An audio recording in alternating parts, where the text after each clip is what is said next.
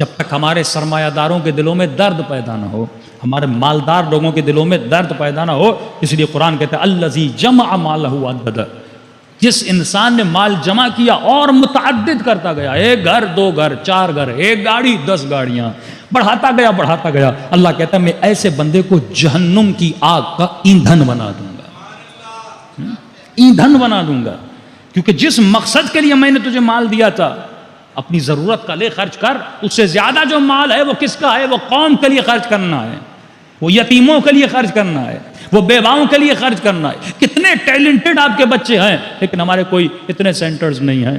اب ڈیٹیل اس ٹاپک میں انشاءاللہ اگلی مجالس میں جاؤں گا۔ کام کر رہے ہیں لاہور میں، اسلام آباد میں بہت ہمارے دردمند مومنین کام کر رہے ہیں، ایسی ویب سائٹس ہیں جابس کے نام سے، مختلف چیزوں کے نام سے کمیشن کی تیاریاں کروا رہے ہیں۔ آپ کے بچوں کو اگر وکیل بننا ہے، مختلف شعبوں میں جانا ہے، وہ تیاریاں کروا رہے ہیں، اپنے بلبوتے پہ کام کر رہے ہیں، لیکن یہ تب تک صحیح نہیں ہوگا جب تک ہم سوسائٹی میں ایک چھوٹی سی مثال دوں۔ ہم ایران میں جب تھے تو بچیاں اسکول میں پڑھتی تھیں، اب وہاں سے پہلی کلاس سے لے کر بچے بچیاں کا سلسلہ الگ ہوتا ہے، تو بچی کا اسکول الگ ہوتا ہے، لڑکوں کا اسکول الگ ہوتا ہے، وہیں سے ان کی ٹریننگ شروع ہو جاتی ہے۔ لیکن کافی مولاناز کہتے ہیں مولانا جب ہم پاکستان آئے، اب آپ نے اگر 15-20 اسکول کراچی میں بنا دیے ہیں، لیکن یہ سارے اسکول پورے پاکستان میں تو نہیں ہیں۔ بھائی 4 لوگ جا کے مدرسے میں مولوی بنیں گے نا، 10 لوگ جا کے مدرسے میں مولوی بنیں گے، لیکن یہ مجمع جتنا مجھے سن رہا ہے یہ تو مدرسوں میں نہیں جائے گا، یہ تو اپنے بچے اسکول میں پڑھائیں گے۔ اس کا مطلب نیڈ ہے کہ ان بچوں کو بھی ایسے اسکول میں ڈالا جائے جہاں پہ یہ بچے صحیح تربیت لے سکیں۔ تو کہتے ہیں مولانا مجھے اسکول ملا ہی نہیں، بچی 8-9 سال کی ہو چکی ہے لیکن کوئی ایسا اسکول نہیں، وہاں پہ کو ایجوکیشن ہے۔ کچھ کہتے ہیں بچی بالغ نہیں ہے، ساتھ پڑھا لو۔ بھائی تربیت بچپن سے ہوتی ہے، حیا بچپن سے ہوتا ہے۔ ایک بہت اچھا سسٹم جو ایران میں ہم نے دیکھا کہ بچیاں جیسے 9 سال کی ہوتی ہیں تو پورا اسکول بچیوں کے لیے جشن رکھتا ہے، جس کو کہتے ہیں جشن عاطفہ۔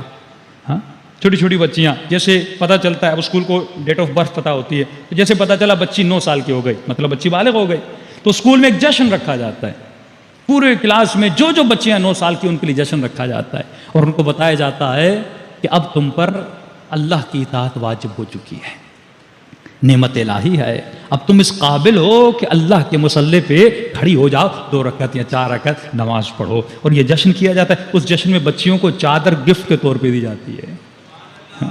اب یہ تمہارا گفٹ ہے، آج کے بعد تم چادر پہنا کرو۔ ان کو قرآن گفٹ میں دیا جاتا ہے، یعنی اسکول نے ایک انوائرمنٹ بنایا، بچی کو پتا چل گیا کہ بالغ ہو چکی ہوں، لیکن یہاں اسکولوں میں کسی بچی کو نہیں پتا کہ 9 سال کے بعد بچیاں بالغ ہو جاتی ہیں، حجاب شریعت نماز واجب ہو جاتی ہے، بچہ جیسے 7 سال کا اسے تمام تر چیز۔ یہ انوائرمنٹ کہاں پہ کریٹ ہوگا؟ آپ کے اسکولز میں کریٹ ہوگا، اور تب تک یہ انوائرمنٹ آپ نہیں بنا سکتے جب تک آپ عباد الصالحین کو نہ بنائیں، جب تک درد دین پیدا نہ ہو۔ اور درد دین کب پیدا ہوتا ہے؟ جب انسان کے وجود میں معرفت النفس آئے۔ اب سب سے بڑا دشمن جو معرفت النفس کا ہے وہ کیا ہے؟ معصومین فرماتے ہیں وہ حب ذات ہے۔ یہ بھی ویسٹرن کلچر اور آئیڈیالوجی کا ایک حصہ ہے۔ حب ذات کو کہتے ہیں سیلفشنس۔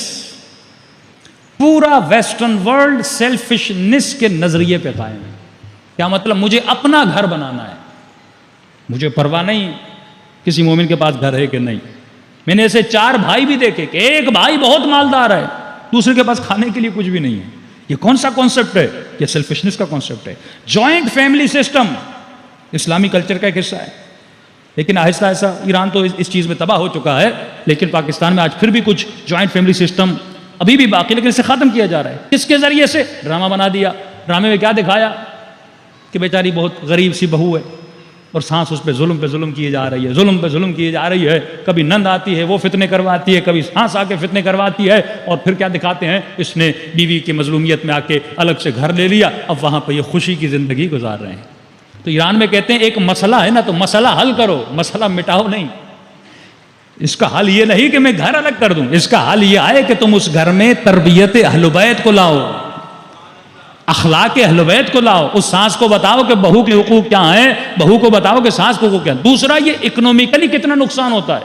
اگر آپ ایک گھر میں جوائنٹ فیملی سسٹم میں رہتے ہیں، 2 بھائی ہیں 4 بھائی ہیں، تو زمین بھی آپ کم لے رہے ہیں، 2 فلور بنا دیے 3 فلور ایک گھر میں۔ لیکن اگر یہ جیسے جیسے جدا ہوتے جائیں گے، گھر زیادہ ہوتے جائیں گے، اخراجات بڑھتے جائیں گے، اور کئی ایسی خواتین نے